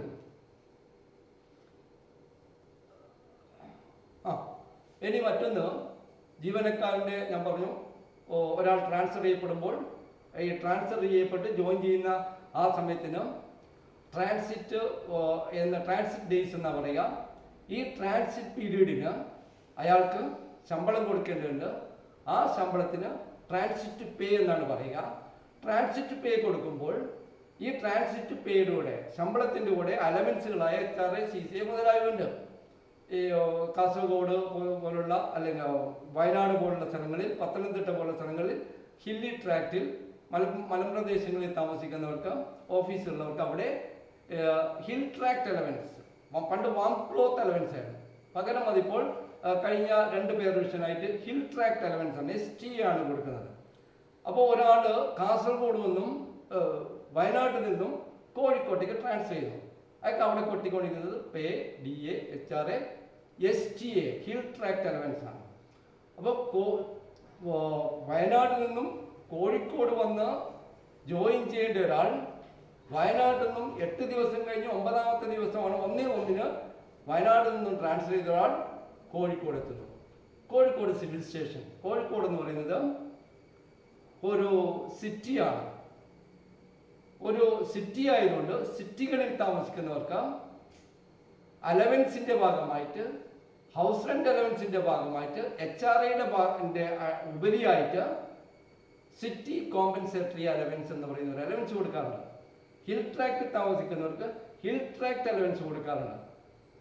ഒരു പക്ഷേ ചോദിച്ചേക്കാം, ഈ കേരളത്തിലെ ജീവനക്കാർക്ക് എത്ര സ്ഥലങ്ങളിൽ CCA സിറ്റി കോമ്പൻസേറ്ററി അലവൻസ് കൊടുക്കുന്നുണ്ട് എന്നൊരു ചോദ്യം വന്നു കഴിഞ്ഞാൽ നമ്മൾ അറിഞ്ഞിരിക്കണം കേരളത്തിൽ എത്ര കോർപ്പറേഷനുകൾ ഉണ്ട് എന്നാണ്. അങ്ങനെ ചിലപ്പോൾ പക്ഷേ അങ്ങനെ ഒരു IQ ചോദ്യം വരെ വരാം, ഒരു ജനറൽ അവയറൻസും കൂടെ വേണമെങ്കിൽ വരാം. അപ്പോൾ കേരളത്തിൽ എത്ര സിറ്റികളുണ്ട്, എവിടെയല്ലേ എത്ര സിറ്റികളിൽ ഉണ്ട്, അവിടെ സിറ്റി കോമ്പൻസേറ്ററി അലവൻസ് ലഭിക്കുന്ന ജില്ലകളുടെ എണ്ണം എത്ര എന്ന് കഴിഞ്ഞാൽ നമ്മൾ അറിയണം. 6 സിറ്റികളാണ് നമുക്കുള്ളത്. ആ 6 സിറ്റികളാണ് സിറ്റി കോമ്പൻസേറ്ററി അലവൻസ് കിട്ടുന്നത്. അങ്ങനെ ഞാൻ പറഞ്ഞു വന്നത്, ഒരാൾ ട്രാൻസിറ്റ് ജേണിയിൽ ട്രാൻസിറ്റ് പീരീഡിലേക്ക് പേയും DAയും ഉറപ്പാണ്. മറ്റുള്ളത് ഉറപ്പല്ല എന്നല്ല. HRAയും കിട്ടും. മാറ്റപ്പെടുന്ന സ്ഥലത്തിനനുസരിച്ച് വന്നു ചേരുന്ന സ്ഥലത്തിനനുസരിച്ചാണ് ഹിൽ ട്രാക്ട് അലവൻസോ സിറ്റി കോമ്പൻസേറ്ററി അലവൻസോ ലഭിക്കുക. ഇവിടെ പറഞ്ഞ ആൾ വയനാട്ടിൽ നിന്നും കോഴിക്കോട്ടേക്ക് ട്രാൻസ്ഫർ ചെയ്യപ്പെട്ട ആളാണ്. വയനാട്ടിലേക്ക് പേ ഉണ്ട്, DA ഉണ്ട്, HRA ഉണ്ട്, ഹിൽ ട്രാക്ട് അലവൻസ് അഥവാ SK ഉണ്ട്. 1-ാം തീയതി ട്രാൻസ്ഫർ ചെയ്തു. 9-ാം തീയതിയാണ് അയാൾ ജോയിൻ ചെയ്യുക. അപ്പോൾ 8-ാം തീയതി വരെ അയാൾ 1 മുതൽ 8 വരെ അയാൾ ട്രാൻസിറ്റ് പീരീഡിലാണ്. ഈ ട്രാൻസിറ്റ് പീരീഡിൽ അയാൾക്ക് കിട്ടേണ്ട അലവൻസുകൾ, അലവൻസ് എന്ന് പറഞ്ഞാൽ HRAയോ അതോടനുബന്ധിച്ച ഹിൽ ട്രാക്ട് അലവൻസ് എന്തോ, ഇവിടെ വയനാട്ടിൽ നിന്ന് ട്രാൻസ്ഫർ ചെയ്തുകൊണ്ട് അയാൾക്ക് HRAയും STAയും ഹിൽ ട്രാക്ട് അലവൻസ് കിട്ടേണ്ടതുണ്ട്. വയനാട്ടിൽ നിന്ന് പുറപ്പെട്ട് കോഴിക്കോട് എന്നാണോ ജോയിൻ ചെയ്യുന്നത് അതുവരെ ഇവിടെ പറഞ്ഞ കാര്യത്തിൽ 8 ദിവസം അയാൾ ട്രാൻസിറ്റ് ജേണിയിലാണ്. അപ്പോൾ ആ 8 ദിവസം HRAയും ഹിൽ ട്രാക്ട് അലവൻസും വയനാട് കിട്ടുന്ന റേറ്റിൽ കിട്ടും. 8 ദിവസത്തേക്ക് HRAയും CTയും ആ റേറ്റിലും 9-ാമത്തെ ദിവസം മുതൽ അയാളുടെ ജോലി കോഴിക്കോടാണ്, കോഴിക്കോട് സിറ്റിയിലാണ്. അതുകൊണ്ട് തന്നെ അയാൾക്ക് ഹിൽ ട്രാക്ട് അലവൻസിന് പകരം ഇവിടെ കിട്ടുക സിറ്റിയിലായതുകൊണ്ട് സിറ്റി കോമ്പൻസേറ്ററി അലവൻസ്, അതായത് ആ 30 ജനുവരിയിലാണ് 1-നാണ് ട്രാൻസ്ഫർ ചെയ്തത്. ജനുവരിയിൽ 31 ദിവസമാണുള്ളത്. 8 ദിവസം അയാൾക്ക് അലവൻസ് HRAയും ഹിൽ ട്രാക്ട് അലവൻസും 8 ദിവസം വയനാട്ടിലെ റേറ്റിലും ബാക്കി വരുന്ന 23 ദിവസം കോഴിക്കോട് റേറ്റിലുള്ള HRAയും കോഴിക്കോട് റേറ്റുള്ള CCയും കിട്ടും. അയാളുടെ ശമ്പളത്തിൽ ഈ ഒരു വ്യത്യാസം ഉണ്ടാകും. ട്രാൻസിറ്റ് പീരീഡിലെ ഒരു ശമ്പളം പ്രോസസ്സ് ചെയ്യുമ്പോൾ ഇപ്പോൾ പ്രയാസമില്ല. ഇപ്പോൾ സ്പാർക്ക് ആയതുകൊണ്ട് തന്നെ ശരി അതാ രീതിയിൽ തന്നെ പ്രോസസ്സ് ചെയ്തിരുന്നു. മറ്റ് പണ്ട് കാലത്ത് അതല്ലായിരുന്നു, എഴുതേണ്ടിയിരുന്നു. ഇയാളുടെ ജോയിന്റ് റിപ്പോർട്ടൊക്കെ അനുസരിച്ചാണ് എഴുതുക. അന്ന് കാലത്ത് ശ്രദ്ധിക്കേണ്ട, പക്ഷെ ചോദിക്കാം ഏത് റേറ്റില്, കാരണം സ്പാർക്കിലായതുകൊണ്ട് ഇത്രയും കാര്യങ്ങളൊക്കെ നമ്മുടെ മനസ്സിൽ നിന്ന് പോയി. എങ്ങനെയാണ് എത്ര ശമ്പളം കിട്ടുന്നതെന്നോ പോലും നമ്മൾ അറിയാത്ത സ്ഥിതിയിലേക്ക് സ്പാർക്കിലായി അക്കൗണ്ടിലായതുകൊണ്ട് നമുക്ക് ശമ്പളത്തിനെ പറ്റി പോലും നമുക്ക് എത്ര കിട്ടുന്നു എന്നുള്ള ഒരു അറിവില്ലാണ്ട് ആയുള്ള ഒരു അവസരമാണ് ഇപ്പോൾ. കൂടുതൽ ടെക്നോളജിയുടെ വികസനത്തിന് ഒരു കുഴപ്പങ്ങളുണ്ടായി, കുഴപ്പമുണ്ടെന്നല്ല നമ്മൾ ശ്രദ്ധിക്കേണ്ടതാണ്. ഞാൻ പറഞ്ഞു വന്നത്, ഹിൽ ട്രാക്ട് അലവൻസുകൾ ട്രാൻസിറ്റ് പീരീഡിൽ എവിടെ നിന്നാണോ പുറപ്പെട്ടത്, ഏത് ഓഫീസിൽ നിന്നാണോ നമ്മൾ റിലീവ് ചെയ്തത്, ആ ഓഫീസ് ഏത് സ്ഥലത്തിൻ്റെ അതിൻ്റെ പരിമിതി എവിടെയാണ്, എവിടെ ആണ് അത് സ്ഥിതി ചെയ്യുന്നത് എന്നതിനനുസരിച്ചായിരിക്കും പഴയ പുറപ്പെട്ട, അല്ലെങ്കിൽ കുറച്ചുകൂടി ചുരുക്കി വ്യക്തമാക്കി പറഞ്ഞു കഴിഞ്ഞാൽ എവിടെ നിന്നാണോ ഇയാളെ റിലീവ് ചെയ്തത്, എവിടെ നിന്നാണോ ഇയാളെ വിടുതൽ ചെയ്തത്, അവിടെ കിട്ടിക്കൊണ്ടിരിക്കുന്ന അലവൻസുകൾ HRAയും CTയും അതേ റേറ്റിലായിരിക്കും പുതിയ സ്ഥലത്ത് ജോയിൻ ചെയ്യുന്നതും വരെ കിട്ടുക. പുതിയ സ്ഥലത്ത് അവിടെ ജോയിൻ ചെയ്തതിനനുസരിച്ച്, ജോലി പ്രവേശിച്ചതിനനുസരിച്ച് അവിടുത്തെ റേറ്റിലും കിട്ടും. അതാണ് ട്രാൻസിറ്റ് പീരീഡിലെ പേ പ്രോസസ്സ് ചെയ്യുമ്പോൾ പേയിൽ നമ്മൾ ശ്രദ്ധിക്കേണ്ടത്. അതായത് ഓൾഡ് പോസ്റ്റിലുള്ള HRAയും അലവൻസുകളും, HRA ഉൾപ്പെടെയുള്ള അലവൻസുകൾ ഓൾഡ് പോസ്റ്റിലും ന്യൂ പോസ്റ്റിൽ അവിടെയുള്ള റേറ്റുള്ള HRAയും അലവൻസുകളാണ് കിട്ടുക എന്ന് ചുരുക്കം. അത് എങ്ങോട്ടേക്ക് ട്രാൻസ്ഫർ ചെയ്യുന്ന നോക്കിയിട്ട് ചോദ്യത്തിൽ വരുന്നതിനനുസരിച്ച് അതിന് ആൻസർ ചെയ്യാം. അതിന് മറ്റൊന്ന് ശ്രദ്ധിക്കേണ്ടത്, ജോയിൻ ടൈമിൽ ഒരാൾ ജോയിൻ ചെയ്യേണ്ട സമയം കഴിഞ്ഞു, കൂടുതലെടുത്തു. ഇപ്പം ഇവിടെ ആദ്യം പറഞ്ഞ കേസിൽ 8 ദിവസം ജോയിൻ ചെയ്യേണ്ട 8 ദിവസത്തിൽ ജോയിൻ ചെയ്യേണ്ട ഒരാൾ, അയാൾ 8 ദിവസത്തിന് പകരം 10, 12, 15 കൂടുതൽ ദിവസം ജോയിനിങ് ടൈം എടുത്തു. ഒരാൾ ജോയിൻ ചെയ്യേണ്ട ദിവസത്തിനേക്കാൾ കൂടുതലായിട്ട് ജോയിൻ ടൈം എടുത്തു കഴിഞ്ഞാൽ ആ കൂടുതലെടുത്ത ജോയിനിങ് ടൈമിന് നമ്മൾ പറയുന്നത് എക്സസ് ജോയിനിങ് ടൈം അഥവാ ഓവർ സ്റ്റേൽ എന്നാണ് പറയുക. അമിതമായി എടുത്ത ജോയിനിങ് ടൈമിനെ ഓവർ സ്റ്റേൽ എന്ന് പറയുന്നു. KSR പറയുന്നത് KSR റൂൾ 137 പ്രകാരം പറയുന്നത് ഓവർ സ്റ്റേൽ പീരീഡിൽ ഒരു ജീവനക്കാരന് ശമ്പളവും അതും അനുബന്ധിച്ചുള്ള ആനുകൂല്യങ്ങളും ഭത്തകളും കൊടുക്കാൻ പാടില്ല എന്നാണ് വ്യവസ്ഥ. നമ്മൾ കൂടുതലായിട്ട് ജോയിന്റ് ടൈം എടുത്തു കഴിഞ്ഞാൽ എക്സസ് ജോയിന്റ് ടൈമിന് ഓവർ സ്റ്റേൽ എന്ന് പറയുന്നു. ഓവർ സ്റ്റേൽ പീരീഡിന് നമുക്ക് ശമ്പളത്തിനും മറ്റാനുകൂല്യങ്ങൾക്കും അവകാശമില്ല. ശമ്പളത്തിനും ആനുകൂല്യങ്ങൾക്കും അവകാശമല്ല എന്ന് പറഞ്ഞാൽ അവിടെ ഉണ്ടാകുന്നത് നമുക്ക് ശമ്പളമോ ആനുകൂല്യമോ ഇല്ലാതാകുന്നതിൽ ഉപരിയായിട്ട് നമ്മുടെ സർവീസിൽ ഒരു ബ്രേക്ക് ഉണ്ടാകുന്നു, ഒരു തടസ്സം ഉണ്ടാകുന്നു, ഒരു വിഘ്നം ഉണ്ടാകുന്നു. ഒരു ജീവനക്കാരൻ്റെ സർവീസിൽ ഒരു കാരണവശാലും ബ്രേക്ക് ഉണ്ടാകാൻ പാടില്ല, തടസ്സം ഉണ്ടാകാൻ പാടില്ല. അത് ഒരു ഫ്രീ ഫ്ലോ ആയിരിക്കണം, ഇടക്ക് തടസ്സമില്ലാണ്ട് സ്മൂത്തായിട്ട് പോകുന്നതായിരിക്കണം സർവീസിൻ്റെ റൂട്ട് എന്ന് പറയുന്നത്. ആ റൂട്ടിൽ വിഘ്നങ്ങൾ ഉണ്ടായാൽ ആ വിഘ്നങ്ങളെ, തടസ്സങ്ങളെ മാറ്റണം. എങ്ങനെയാണ് മാറ്റുക? അതിനെ റെഗുലറൈസ് ചെയ്യുക എന്നാണ് പറയുക. സർവീസ് ബ്രേക്കിനെ റെഗുലറൈസ് ചെയ്യണം. ഇവിടെ ഒരാൾക്ക് എക്സസ് ജോയിൻ ടൈം എടുത്തതിൻ്റെ ഭാഗമായിട്ട് സർവീസ് ബ്രേക്ക് ഉണ്ടായിരിക്കുന്നു, ഓവർ സ്റ്റേൽ ഉണ്ടായിരിക്കുന്നു, അമിതമായിട്ട് അയാൾ ദിവസങ്ങൾ ഉപയോഗിച്ചിരിക്കുന്നു ജോലിയിൽ പ്രവേശിക്കാൻ വേണ്ടി. അങ്ങനെ ഉണ്ടായ ആ ഓവർ സ്റ്റേലിനെ മറികടക്കുവാൻ വേണ്ടി, സർവീസ് ബ്രേക്ക് ഒഴിവാക്കുവാൻ വേണ്ടി, അത്തരം അമിതമായി എടുത്ത ദിവസത്തെ റെഗുലറൈസ് ചെയ്യാൻ വേണ്ടി ലീവ് ഉപയോഗിച്ച്, ലീവ് കാസ്റ്റ് ചെയ്തുകൊണ്ട്, ലീവ് എഴുതി കൊടുത്തുകൊണ്ട് ആ ലീവുകൾ പാസ്സാക്കിക്കൊണ്ട് ഇയാളുടെ തടസ്സം ഒഴിവാക്കി സർവീസ് റെഗുലറൈസ് ചെയ്യുന്നു. സർവീസ് റെഗുലറൈസ് ചെയ്യുവാൻ വേണ്ടി പ്രത്യേകതരം ലീവുകളാണ് നമുക്ക് എടുക്കേണ്ടത്. ലീവിലേക്ക് വരുമ്പോൾ നിങ്ങൾ അത് പഠിക്കും. എങ്കിലും അതിനുവേണ്ടി ഏൺ ലീവ് പോലുള്ള, ആപ്പേ ലീവ് പോലുള്ള ഓർഡിനറി ടൈപ്പ് ഓഫ് ലീവാണ് അവിടെ ഉപയോഗിക്കേണ്ടത്. നമ്മുടെ ക്രെഡിറ്റിലേക്ക് വരുന്ന, നമ്മുടെ അക്കൗണ്ടിലേക്ക് വരുന്ന ഇത്തരം ലീവുകൾ എടുത്തുകൊണ്ട് എത്ര ദിവസം അധികമായിട്ട് ജോയിന്റ് ടൈമിനേക്കാൾ കൂടുതലായിട്ട് അമിതമായിട്ട് എത്ര ദിവസം കൂടുതലെടുത്തോ അത്രയും ദിവസത്തേക്ക് ഇത്തരം ഓർഡിനറി ലീവുകൾ കൊടുത്തുകൊണ്ട് സർവീസ് റെഗുലറൈസ് ചെയ്തുകൊണ്ട് സർവീസ് ബ്രേക്ക് ഒഴിവാക്കിക്കൊണ്ട് നമ്മളുടെ ആ ദിവസത്തെ ശമ്പളം ലീവ് സാലറി ആയിട്ട് തന്നുകൊണ്ട് എക്സസ് ജോയിനിങ് ടൈം അഥവാ ഓവർ സ്റ്റേലിനെ മാറ്റുന്നു. പിന്നെ മറ്റൊന്ന് ജോയിനിങ് ടൈമിലുള്ള മറ്റൊരു കാര്യം, ഒരാൾ ട്രാൻസ്ഫർ ചെയ്യപ്പെടുമ്പോഴാണ് ജോയിനിങ് ടൈം കിട്ടുന്നത്. ജോയിനിങ് ടൈം എല്ലാ അവസ്ഥയിലും കിട്ടണമെന്നില്ല. നമ്മളുടെ ഒരു അപേക്ഷ പ്രകാരം, റിക്വസ്റ്റ് പ്രകാരമാണ് ഒരു ട്രാൻസ്ഫർ എങ്കിൽ നമുക്ക് ജോയിനിങ് ടൈം ലഭ്യമല്ല.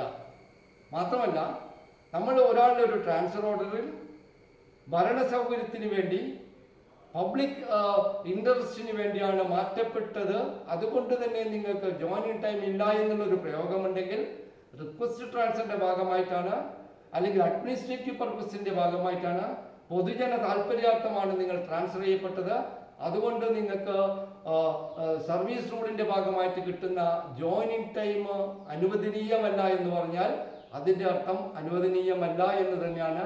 അവിടെ നിങ്ങൾ 8-ൻ്റെയോ 30-ൻ്റെയോ ഒരു ദിവസത്തിൻ്റെയോ ഒന്നും കണക്ക് പറഞ്ഞ് പോയിട്ട് കാര്യമില്ല, അത് കിട്ടില്ല. എന്നാൽ ആ ട്രാൻസ്ഫറിലും നമുക്ക് ജോയിനിങ് ടൈമിൻ്റെ ഭാഗമായിട്ടുള്ള ജേർണി ടൈം കിട്ടും. കാരണം കാസർഗോഡ് നിന്ന് തിരുവനന്തപുരത്തേക്ക് ട്രാൻസ്ഫർ ചെയ്യപ്പെടുന്ന ഒരാൾ റിക്വസ്റ്റ് പ്രകാരമാണ്, അയാൾക്ക് ജോയിനിങ് ടൈമില്ല, ജോയിനിങ് ടൈമിൻ്റെ ഭാഗമാണ് ജേർണി ടൈം, അതുകൊണ്ട് ലഭ്യമല്ല എന്ന് പറഞ്ഞാൽ ഒരിക്കലും അത് നടക്കാത്ത കാര്യമാണ്. കാരണം കാസർഗോഡ് നിന്ന് റിലീവ് ചെയ്ത് ഞാൻ അന്ന് തന്നെ ജോയിൻ ചെയ്യാന്ന് പറഞ്ഞാൽ നടക്കില്ല. അതുകൊണ്ട് തന്നെ റിക്വസ്റ്റ് ട്രാൻസ്ഫർ ആണെങ്കിലും ആക്ച്വൽ ജേർണി ടൈം അയാൾക്ക് ലഭ്യമാണ്, അനുവദനീയമാണ്. ജോയിനിങ് ടൈമിൽ ചെറിയൊരു ഭാഗം മാത്രം, യാത്ര ചെയ്യാനുള്ള ദിവസങ്ങൾ മാത്രം, അനുവദനീയമായ വാഹനങ്ങൾ ഉപയോഗിച്ചുള്ള ദൂരത്തിനനുസരിച്ചുള്ള ജേർണി ടൈമൊക്കെ ലഭ്യമാണ്. റിക്വസ്റ്റ് ട്രാൻസ്ഫറിന് ജോയിനിങ് ടൈം ഇല്ല എന്ന് പറഞ്ഞാലും അവിടെയുള്ള ആക്ച്വൽ ജേർണി ടൈം അയാൾക്ക് ലഭ്യമാണ്. ഇതാണ് ജോയിനിങ് ടൈം എന്ന് പറയുന്ന ആദ്യ ഈ KSRന്റെ പാർട്ട് 1-ലുള്ള വോളിയം 1 പാർട്ട് 1-ലുള്ള 125 മുതൽ 138 വരെ വരുന്ന 14 റൂളുകൾ ഇതാണ്.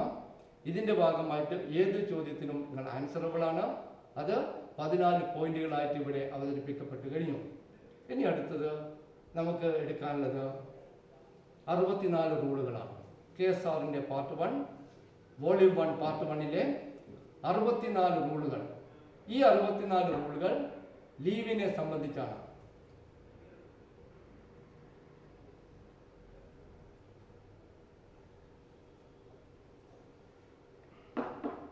ലീവിനെ സംബന്ധിച്ച് റൂൾ 61 മുതൽ 124 വരെ വരുന്ന 64 റൂളുകൾ. ലീവ് അവധി എന്ന് പറയുന്ന സംബന്ധിച്ച നിയമങ്ങളാണ് നമ്മൾ പഠിക്കാൻ പോകുന്നത്. നിരവധി അനവധി ലീവുകളാണ് ജീവനക്കാരന് കിട്ടുന്നത്. സർവീസ് റൂളിൻ്റെ ഭാഗമായിട്ടുള്ള ഈ 64 റൂളുകളിൽ നിരവധി റൂളുകൾ, നിരവധി അവധികൾ, പല തരത്തിലുള്ള പല രൂപത്തിലുള്ള നമ്മുടെ അക്കൗണ്ടിലേക്ക് വരുന്നത്, അക്കൗണ്ടിൽ ഇല്ലാത്തത്, അക്കൗണ്ട് ചെയ്യപ്പെടുന്നത്, അല്ലെങ്കിൽ സർവീസ് ബുക്കിൽ രേഖപ്പെടുത്തുന്നതും രേഖപ്പെടുത്താത്തതുമായിട്ടുള്ള പല പല ലീവുകൾ നമുക്ക് അനുവദനീയമാണ്. ലീവ് എന്ന് പറയുമ്പോൾ ഫസ്റ്റ് പോർഷൻ തന്നെ പറയുന്നു, leave is not a right of an employee. Leave എന്ന് പറയുന്നത് അനുവദനീയമാണ്, എന്നാൽ അത് ഒരു അവകാശമല്ല എന്ന് തന്നെയാണ് പറഞ്ഞു തുടങ്ങുന്നത്. ലീവ് നിരവധി. ലീവിനെ നമുക്ക് പഠിക്കുമ്പോൾ ലീവിനെ 2 ഭാഗമാക്കാം. ലീവിനെ 2 ഭാഗമായിട്ടാണ് നമ്മൾ കാണുന്നത്. 2 തരം ലീവുകൾ തരംതിരിക്കുകയാണ് ലീവ്. 2 തരം എന്നത്, ഒന്ന് ഓർഡിനറി ടൈപ്പ് ഓഫ് ലീവ്, മറ്റൊന്ന് സ്പെഷ്യൽ ലീവ്. ലീവിനെ 2ആയിട്ട് നമ്മൾ തരംതിരിക്കുന്നു. ഒന്ന് ഓർഡിനറി ലീവ്, മറ്റൊന്ന് സ്പെഷ്യൽ ലീവ്. ഓർഡിനറി ലീവിനെ നമ്മൾ 3ആയിട്ട് തരംതിരിക്കുന്നു. ഓർഡിനറി ലീവ് 3 തരങ്ങളാണ്. ഏൺ ലീവ് അഥവാ EL, ഹാഫ് പേ ലീവ് അഥവാ SPL, ലീവ് വിത്തൗട്ട് അലവൻസ് അഥവാ ശൂന്യ വേതന അവധി LWA എന്ന് പറയും. ഓർഡിനറി ലീവ് 3 തരം, ഏൺ ലീവ്, SPL, LWA. ഇതിൽ തന്നെ ഹാഫ് പേ ലീവ് അഥവാ SPLനെ നമുക്ക് 3 തരത്തിൽ ഉപയോഗിക്കാം. ഹാഫ് പേ ലീവിനെ നമുക്ക് 3 തരത്തിൽ ഉപയോഗിക്കുന്നതിൻ്റെ അടിസ്ഥാനത്തിൽ ഹാഫ് പേ ലീവിനെ 3ആയിട്ട് തരംതിരിക്കാം. SPL അഥവാ ഹാഫ് പേ ലീവായിട്ട്, SPL ആയിട്ട്, കമ്മ്യൂട്ടഡ് ലീവ് അഥവാ CML ആയിട്ട്, ലീവ് നോട്ട് ഡ്യൂ അഥവാ LND ആയിട്ട്. ഹാഫ് പേ ലീവിനെ 3 തരത്തിൽ പ്രയോഗിക്കാം, 3 തരത്തിൽ അനുഭവിക്കാം. 3 തരത്തിലാണ് നമ്മൾ അതിനെ ഉപയോഗിച്ചു വരുന്നത്. അത് ഈ തരത്തിലാണ്: SPL ആയിട്ട് അഥവാ ഹാഫ് പേ ലീവായിട്ട്, കമ്മ്യൂട്ടഡ് ലീവ് അഥവാ CML ആയിട്ട്, 3ാമത്തെ തരം ലീവ് നോട്ട് ഡ്യൂ അഥവാ LND ആയിട്ട്. ഇത് എങ്ങനെയല്ല 2 തരം ലീവ്, ഈ തരത്തിൽ വരുന്ന ലീവുകൾ എങ്ങനെയെല്ലാം നമുക്ക് റൂളിൻ്റെ ഭാഗമായിട്ട് ലീവിലേക്ക് തന്നെയായിട്ട് നമ്മൾ അടുത്ത ക്ലാസ്സിൽ കാണാം. ലീവാണ് നമുക്ക് പൂർണ്ണമായിട്ടും ഉപയോഗിച്ചുകൊണ്ട് വ്യക്തത വരുത്തിക്കൊണ്ട് ഓരോ ഭാഗവും ഒന്നൊന്നിൽ നിന്നും വ്യത്യസ്തമായുള്ള ലീവുകളാണ്. അതെല്ലാം ആ തരത്തിൽ തന്നെ പഠിക്കണം. അതുകൊണ്ട് തന്നെ നമുക്കൊരു ഫ്രഷ് മൂഡിൽ ലീവ് തുടങ്ങാം. അടുത്ത ദിവസം നമുക്ക് ലീവ് എന്നുള്ള പോർഷൻ സമഗ്രമായിട്ട് മുന്നോട്ട് പോകാം. ഞാൻ നേരത്തെ പറഞ്ഞു, പല പരിമിതികളുണ്ട്. ഓൺലൈൻ ക്ലാസ് ആയതുകൊണ്ട് പരിമിതിയാണ്. ലീവ് പഠിപ്പിക്കുമ്പോൾ ചില പ്രോബ്ലംസ് ചെയ്തുകൊണ്ട് നിങ്ങളെ അതിൻ്റെ വ്യക്തത വരുത്തേണ്ടതുണ്ട്. അതാണ് നമുക്ക് ഏറ്റവും വലിയൊരു പ്രോബ്ലം. അത് എങ്ങനെ മറികടക്കാമെന്ന് നമുക്ക് അടുത്ത ക്ലാസ്സിൽ ആലോചിച്ച് എടുക്കുന്ന പോർഷനുകൾ നിങ്ങൾക്കുള്ള സംശയങ്ങൾ ഞങ്ങളുടെ മെയിലിലേക്കോ വാട്സപ്പിലേക്കോ തന്നുകൊണ്ട് നമുക്കതിൻ്റെ ആ സംശയ നിവാരണം വരുത്തിക്കൊണ്ട് ക്ലാസ്സുകൾ ആവർത്തിച്ചുകൊണ്ടോ സംശയ നിവാരണത്തിലൂടെയോ ചോദ്യോത്തരങ്ങളിലൂടെയോ നമുക്ക് അത് ക്ലിയർ ആക്കി പോകാം.